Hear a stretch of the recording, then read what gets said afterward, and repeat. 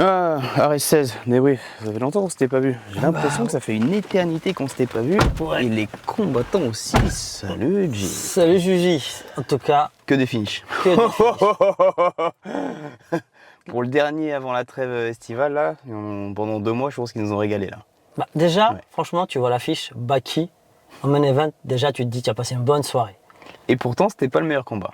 Et pourtant, c'était Sans spoiler, sans spoiler. Mais un truc est sûr, c'est que c'était comme la soirée Baki. Le public, c'était Ouais. rempli. à qui à sa cause. C'était dingue. Une ambiance, sincèrement, j'avais pas revu cette ambiance-là depuis cette fameuse rivalité entre Entre Damien et. et Amine. Et là, le C'est public, c'était blindé. Et c'était que pour Baki. Soyons honnêtes, hein, c'était Après, vraiment pour Baki. il a fait sa promo, hein. Il passe. Il est Il est invité partout. dans beaucoup d'émissions, il parle bien, il régale, il gagne Pourquoi tous ses combats, il est invincible. Il y a une hype. Il y a la hype qui commence à, La hype, elle est à là. vraiment prendre, hein, je pense. Hein. Et c'est Ah ouais. justifié. Et c'est justifié. D'ailleurs, le combat devait être pour la ceinture, Ouais. le main event. Ouais, elle va pas sur un autre adversaire. Voilà. Effectivement, ils auraient mis une ceinture contre cet adversaire-là, ça l'aurait pas fait. Non, ça l'aurait pas fait. Mais, d'ailleurs, le prochain combat de Baki, s'il reste à Ouais, Arras, c'est acté là, pour la on en ceinture. discute après, ce sera pour la ceinture. Bon, on discute tout de suite. Hein. Allez, let's go, on commence tout de suite. Alors, le combat de la soirée, celui que tout le monde veut voir, c'est celui donc de Baki. C'est le main event. Escudero, à la base, c'est un nom. Ouais, à la base. À la base, c'est un nom. T'as bien dit à la base. Pourquoi on dit ça? Parce que lorsque tu vois le combat, tu te dis, ouais, il y a une classe d'écart. Il y a 2 classes d'écart. Clairement 2 classes. Ouais. Physiquement, Une classe de poids et une classe de technique, je pense. de tout, de cardio, sincèrement, de cardio, de tout. Et en plus, Baki, il le dit lui-même. Moi, je suis prêt à combattre n'importe qui, je m'entraîne pour ça, je suis prêt. Là-dessus, il n'y a pas de souci, mais on aurait voulu avoir un adversaire peut-être un peu plus fort. Fernand Lopez, lors de la conférence de presse, dit oui, mais le gars qu'il a en face, c'est un gars sérieux, c'est un gars solide. Ouais. Donc voilà, il ne faut pas le négliger. Je pense qu'il a oublié le présent et le passé. Je pense que Fernand, il peut dire que c'était un gars solide. à l'époque. Voilà, concrètement, Mais dans ce la qu'on a vu cage. ce soir. Ah, c'est ça. Après, peut-être que voilà, hein, comme on dit, hein, voyage, tout ça, Ou alors, prédisposition. ou alors Baki l'a vraiment éteint. Tu vois ce que je veux dire? Non, mais tu peux éteindre et tu peux mettre un coup en face, avoir du répondant. Après, Baki nous a régalé les petites balayettes. Hein. Moi, j'ai les petites balayettes, les maîtrises du haut du corps balayettes comme ça, on dirait qu'il force pas. Mais ça, c'est très bonne technique de judo. Hein. Et en plus, Baki lui dit à chaque fois, tu vois, il va même pas au sol, il lui dit relève-toi, Relève-toi, bah relève-toi, oui. Ouais. on va faire ça debout. Et d'ailleurs, lors de la conférence de presse, on pose à Baki, ouais, pourquoi tu ne finalises pas au sol? Tu aurais pu le faire avant. Même s'il finalise au sol finalement quoi. Sur son finish, il le tient avec le bras droit, il le tape avec le bras gauche. Mais c'est vrai qu'à un moment donné, on peut se poser la question avant. Ouais, pas de prendre de risque, pas de pas risque. tomber dans le piège. Quoi. Non, il a appris, il a progressé. Aujourd'hui, voilà, l'important pour lui, c'est pas prendre de mauvais coups, pas se faire finaliser bêtement. Donc voilà, il maîtrise son sujet. Donc ouais, c'est sûr. le but pour lui, c'est Après, on veut plus d'adversité quand même pour Baki, un combat. Et surtout, si c'est un combat pour le titre, faut trouver quelqu'un vraiment qui a le niveau. Mais je pense que le souci du MMA Factory, là, avec tous leurs combattants dans un peu les mêmes catégories qui veulent pas s'affronter, à un moment donné, ça va poser problème. Hein. Parce qu'on se disait ramener un étranger pour faire une ceinture, mais finalement. Alors, sincèrement, attends, avant de parler de ça, Baki a précisé pourquoi pas un mec du Factory, il préfère pas. Et si c'est un mec du Factory, pas un gars avec qui il s'entraîne. Ah ouais, mais ils sont avec tous les gars du Factory. Voilà, non, mais tu vois, à un moment, il le dit, tu vois, il est honnête, il dit, voilà. Si c'est un étranger, très honnêtement, pas un mec qui soit jetlagué, s'il vous plaît. Ah oui, c'est pas possible. Voilà, parce que Baki mérite un mec non, mais sérieux, après, tu peux pas, t'es pas obligé de prendre un Brésilien ou tu veux prendre un Polonais ou quelqu'un de un fort. Suisse, Mais peu un importe. Espagnol, un Peu Italien, importe, quelqu'un de un fort. Anglais. Quelqu'un de fort. Un anglais solide, là. Fort, quelqu'un de fort. Qui tu veux, mais fort. Voilà. Ou quelqu'un qui s'entraîne en France. Un étranger, mais qui s'entraîne en France. Ouais. Voilà, quelqu'un de fort. Donc, prochain combat de Baki. Donc pour la ceinture. Pour la ceinture. Sauf. Ouais, sauf si l'UFC l'appelle avant, quoi. Sauf si l'UFC l'appelle avant. Et donc, on lui a posé la question, si l'UFC t'appelle, forcément, oui, il ira. Fernand Lopez, d'ailleurs, ne dit pas qu'il n'y aura pas une surprise, comme il y a eu à l'époque pour William Gomis. C'est possible. Ouais, maintenant, Gomis était short notice, hein, donc... Mais il dit que c'est possible, Ouais. sachant que pour lui, Abdul sera à l'UFC, il suffit simplement de trouver un adversaire. D'accord, donc là, il a confirmé. Il a confirmé. Mais bon, pas d'adversaire, pas de combat, quoi. C'est ça. Donc, Mais logiquement, on devrait aussi voir si Taylor.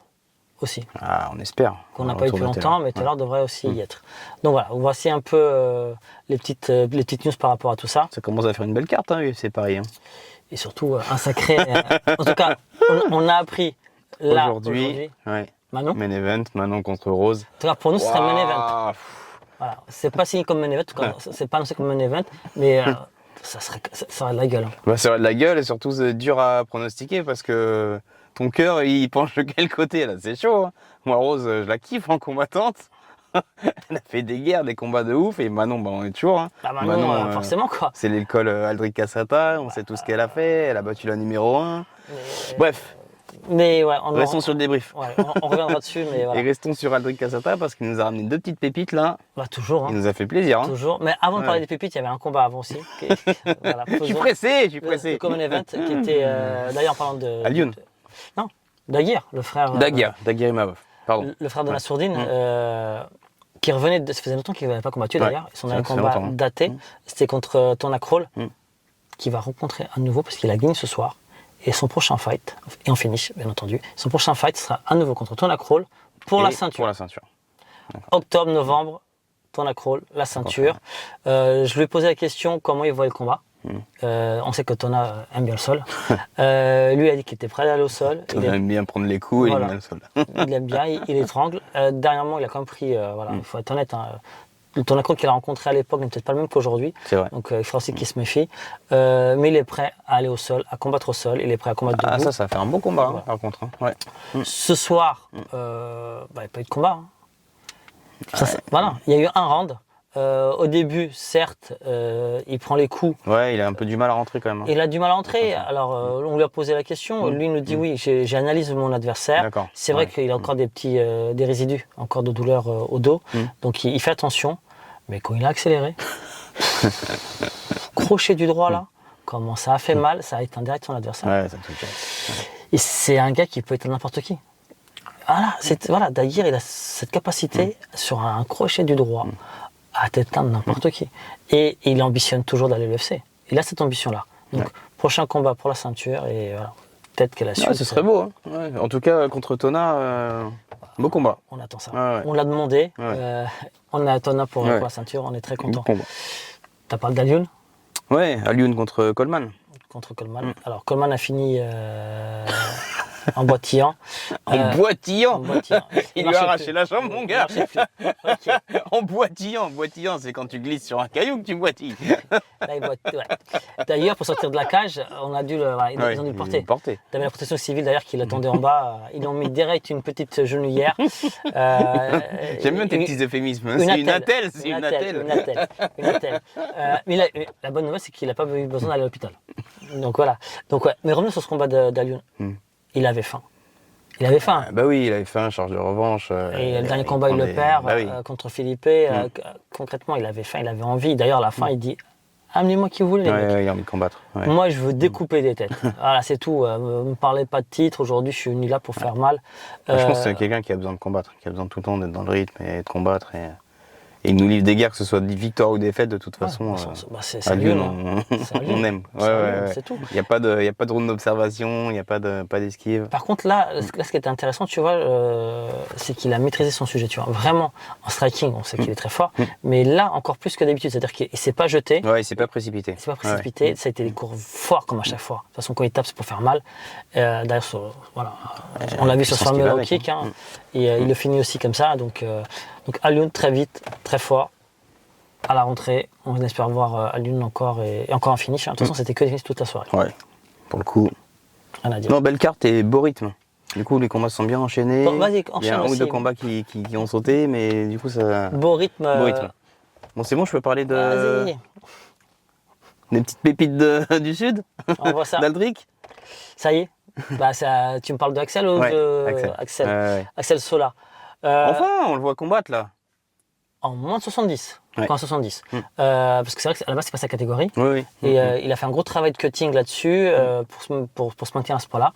Et je dis, ça paye. Hein. Ouais, ça paye. Ça paye. Ce qu'on aime en plus, je pense que c'est une petite école, un petit club, mais il n'y a que des pépites là. Ils travaillent, je pense qu'ils sont peaufinés. Quand tu dis petit club, c'est en termes de nombre de. Oui, bien sûr. Voilà, En renommée. Renommé, un gros club, voilà. Quand t'as un combattant à l'UFC, une combattante à l'UFC, t'es pas un petit club. Non, mais je veux dire quoi là, qui se concentre sur quelques athlètes. Et ça se voit parce qu'ils sont complets en fait. Ce que j'aime, que ce soit Alex ou Axel ou Virgile. Broly, Ilyes. Oui, aussi. Même gagné au Brave aussi. Donc 3 sur 3 ce soir pour la team Aldric Cassata. Mais tu vois qu'ils sont complets partout en fait. Bah, Après, il y a une dominance lutte et sol, où effectivement ils l'ont montré. Axel qui finit par un crucifix. Mais à chaque fois, c'était propre techniquement en fait. Mais c'est ça qui est impressionnant. Axel est fort partout. Mais Virgile aussi, c'est ça qui est un truc de ouf. Je trouve Axel avec un meilleur striking que Virgile. Oui, peut-être. Mais après, peut-être que Virgile a moins eu l'occasion de montrer son striking. En tout cas, que ce soit Axel ou Virgile, c'est 0 défaite.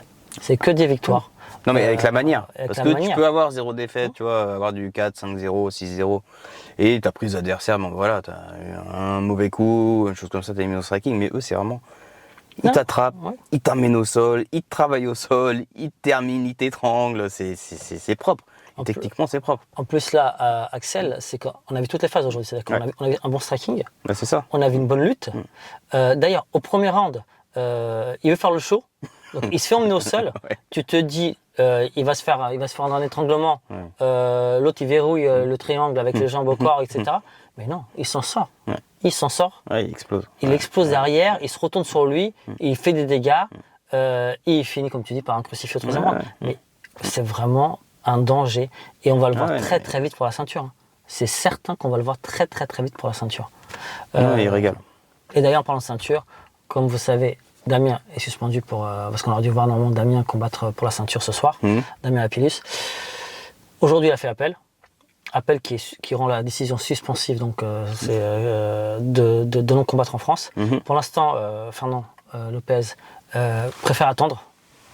D'accord, avant de le booker voir un peu ce qui se passe, parce qu'il préfère que. Si ça met un an encore à répondre. Voilà. Mais en tout cas, il ne s'interdit pas de le faire combattre si la décision prend le temps, et vu que la décision rend la décision prise par l'agence antidopage, rend la décision suspensive. Okay. Le combat de Virgile après, pour terminer sur Virgile et la team Aldric, démonstration aussi. Oui. Parce que Virgile, on l'a vu contre des combattants plus grands. On l'avait vu contre Jackie Jeanne. Contre Jackie Jeanne. Qui a maîtrisé son sujet, amené au sol. Là, on l'a vu comme un combattant plus ou moins de son gabarit, mais après c'est. Aujourd'hui, on avait un monstre. Aujourd'hui, franchement, tu tables ça sur Main Event, limite. C'est la qualité, en tout cas, d'un main event comme main event. On n'est pas loin de ce niveau-là. Ouais. Et d'ailleurs, moi, je mettrais Axel en combat de la soirée, je pense. Il n'y a pas eu combat de la soirée, d'ailleurs. Non, il n'y a pas eu combat de soirée. Il y a eu 3 bonus, mais pas de offensive, agressivité. Et d'ailleurs, il y en a eu KO pour Daguerre. Il y a eu Youssouf Binat qui a été rajouté entre-temps. Mais pour revenir sur Virgile, on savait qu'il allait au sol et qu'en face, c'était plutôt un kicker. Et en effet, sur le premier round, on l'a vu. Tu vois très bien. On le voit très bien. Il n'a pas réussi à le finaliser au sol au premier round. Au deuxième round, il a eu plus de temps pour travailler. D'ailleurs, il rate l'étranglement au premier. C'est toujours ça. Quand tu t'amènes au sol au premier, t'as trouvé la clé ou la petite truc, et le deuxième, ça va. Il l'emmène au sol. Plus vite. Il te le travaille, il te le fatigue, etc. Il finit par l'étrangler. C'était tellement prévisible. Mais après, c'est ça avec Virgile, la force, c'est que tu le vois venir, tu sais ce qu'il va faire, mais tu peux pas l'arrêter. Non, mais c'est vrai. C'est ça. Il te roule dessus, il te prend, il t'amène au sol et tu peux pas l'arrêter. Il doit avoir une telle puissance quand il doit fermer le. Ça se voit. Ça se sent que. Et en face, c'était un Golgoth, c'était un monstre. Physiquement, en face, c'était un monstre. Voilà. Peut-être le truc encore, forcément, ils ont encore besoin de travailler, ils sont très jeunes, ils vont encore progresser énormément. Je pense que peut-être le prochain axe de travail pour Virgile, c'est peut-être en effet striking un peu plus. Ouais, je sais même pas s'il en aura besoin. Mais il est tellement fort ailleurs. C'est ça. Voilà, de toute façon, il va progresser. Il est trop jeune pour pas progresser. Donc forcément, peut-être travailler un peu plus en effet sur striking, mais il est tellement fort déjà au sol. Et vous allez voir, on va le voir très très vite pour la ceinture aussi. Virgile, forcément. Ça va se bousculer, là, toutes les ceintures, là. Forcément, mais forcément. Alors Fernand, il lâche les ceintures. À un moment donné, il n'y aura pas le choix. Monsieur Boisfier contre Grassa. Ilan. parce que la famille de Boafia. Ah ouais, la famille Boafia. Elle était là. Son frère d'ailleurs, on était avec lui en même temps que son frère combattait sur Insta, qui regardait le combat de Cracovie, parce qu'il est capitaine d'équipe de France de boxe. Il était avec Sofiane Oumia, donc il regardait le combat aussi. Donc Ilan, très très très bon striker. Très bon striker. Tu le vois dans ses déplacements. Premier round, il a fait travailler son gauche. Son gauche a fait très mal. Très intelligent dans des déplacements. Gros lutteur. Ouais, mais ouais, très bon combattant de MMA au final. On n'oublie pas qu'il s'entraînait avec un certain Chimaev. Et là, non, mais il était impossible de le garder au sol, tu vois. Son adversaire a essayé de l'emmener au sol, impossible. Il a lutté avec lui, pareil. C'est-à-dire que dans tous les domaines, et le garçon est très fort. Dominant. Ouais. Deuxième round, tout le monde s'attend que ce soit le gauche qui couche. Ben non. Et non. C'est le droit. Non, mais il est complet. Ouais. Il est vraiment complet. Et il n'était pas satisfait de sa victoire. 3 combats, 3 victoires, 3 finishes. Parce que diminué aussi, quoi, physiquement. Parce que, voilà, c'est ça. Ouais. Tu viens de tout dire. Il est venu combattre avec des côtes cassées. Non, mais à quel moment tu te dis, il y a 2 semaines. Ouais, tu vois ce que je veux dire? C'est très récent. Bah, c'est dangereux, quoi, limite. En tout cas, c'est très courageux. En effet, c'est peut-être pas la meilleure solution, mais bon, c'est un combattant professionnel. Je pense qu'il a pris la décision avec son clan. Mais chapeau, bravo. Bravo pour ce que tu as montré. On a hâte de te revoir parce qu'on sent que tu peux en donner plus, mieux, en n'étant pas blessé. L'adversaire bien sûr. était sérieux, mais je pense qu'un adversaire encore plus sérieux, ce serait plus intéressant. Donc, Ilan Boafia, hâte de le revoir. Et bien sûr, on suit aussi l'équipe de France de boxe à Cracovie pour les Jeux ça va arriver vite. Qui permettront d'aller se qualifier directement aux Jeux Olympiques. Ça arrive vite. Youssouf. Encore. Encore. Bonus mérité. Merci Fernand là-dessus. Bonus mérité. Je sais même pas quoi dire. 37 secondes de combat. Ouais, bah après c'est... 37 secondes de combat. Tu sais que c'est explosif du côté du Sobinaté. C'est très très explosif. Ça part de partout, ça envoie les jambes, ça envoie du genou, c'est spectaculaire. Dernier combat, il gagne au sol. Là, il gagne par un KO. Son adversaire était très malin par contre, tu vois. Il a voulu lui mettre une pression, mais lui il se déplace. Lui il se déplace. Il se laisse pas cadrer. Il se laisse pas cadrer. Il se laisse pas saisir. Même quand il se fait saisir, il arrive à sortir. C'est ça, en fait. Et après, il y a ce coup de genou qui arrive au corps, qui fait très mal. Enchaînement. Ouais, et puis il sait que c'est fini quand ça accélère. En fait, c'est ça qui est impressionnant, c'est que voilà, il est limite nonchalant et quand ça accélère derrière, tu sais que. Par contre, il croit en lui. Et il croit en lui, il est déterminé. Bien sûr. C'est vraiment, tu vois, quelque chose de fort chez lui. Quand il finit, il sait que c'est déjà fini en fait. L'arbitre arrête parce que voilà, faut qu'il attende la décision de l'arbitre, mais il repart et il sait. Aujourd'hui, c'était le dernier combat, parce qu'il était en contrat donc pour 4 combats chez Ares, c'était le dernier combat. Il est prêt à signer, bien entendu. Qui ne signerait pas Ares. Il est prêt à signer, bien sûr, mais il veut des combats plus durs. Ah ouais. Il veut progresser, il veut aller plus loin. Il a raison. Il croit en lui. Ses objectifs, comme la plupart des jeunes de ce soir, comme Virgile, comme Axel, comme Baki, ils veulent aller à l'UFC. Donc ils savent. Il n'y a pas de place pour tout le monde à l'UFC, les gars. Voilà. Donc il faut des adversaires sérieux. Ouais, sérieux. Il faut monter le niveau en fait de Ares. C'est ça. Ouais, c'est ça. Mais je pense qu'ils l'ont bien compris. Après, c'est des petits messages peut-être à Fernand. Pour faire monter le niveau de Ares, il n'y a pas le choix. Les Français sont là. Ils ont pas peut-être tous les meilleurs Français, mais ils ont vraiment de très bons Français qui combattent en France. Il va falloir chercher quelqu'un ailleurs. Il va falloir chercher les bons Anglais, comme tu disais, les bons Polonais, les bons ailleurs. Il va falloir se placer sur le marché international. Sinon, le niveau, forcément... Parce qu'en plus, les bons Français... Ou dans d'autres orgas. Dans d'autres orgas, oui. Il va falloir faire quelque chose. Les gars, Ou alors des battles. Bah oui. Des battles, oui, c'est ça. Tu prends meilleur d'Hexagone, meilleur de MMAGP... Moi, je suis pour. Ou alors, meilleur du PFL. Ça y est, ça commence. Hein, c'est le mec qui relance. Qui relance. Non, pas le meilleur, mais un combattant du PFL, combattant d'Ares, c'est ça que tu veux dire? Non, là, c'est un clin d'œil. Bien sûr. On n'a pas vu Paulin, on n'a pas vu Donatello, on n'a pas vu Hugo Guillon. Non. Malheureusement, mais on a vu Kevin Soares et on attendait le deuxième combat de Kevin. Alors, Kenzo. J'ai dit Kevin? T'as dit Kevin? Mais non. Mais Kenzo Suarez qui arrive et le finish le plus rapide de l'histoire. Les frères Younousov, pas comprendre, les gars. 9 secondes, les mecs. Ouais. Là, on n'a pas compris. On va faire comment, les gars, pour battre ça? Alors, Il va falloir faire du Ben Askren, les gars. il faut revenir. On parle pour Kenzo. Il faut revenir. Il faut revenir très vite. Il faut remonter. Parce que forcément. Ça faisait pas longtemps que c'était le dernier race qui avait combattu. Ouais, mais ça fait mal. Oui, mais peu importe, tu vois, il faut vraiment qu'il revienne. Parce qu'après cette défaite-là, une défaite comme ça, déjà, c'est pas simple, une défaite. Par KO, c'est encore moins et très rapide. Il n'a pas pu du tout, tu vois. C'est-à-dire qu'il n'a pas pu rentrer dans le combat. Il n'a pas pu rentrer dans le combat. Oui, tu te fais cueillir, quoi. Bah ouais, tout de suite. Après, pourquoi aussi? Est-ce qu'il n'était pas sur la défensive? Est-ce qu'il n'est pas rentré avec...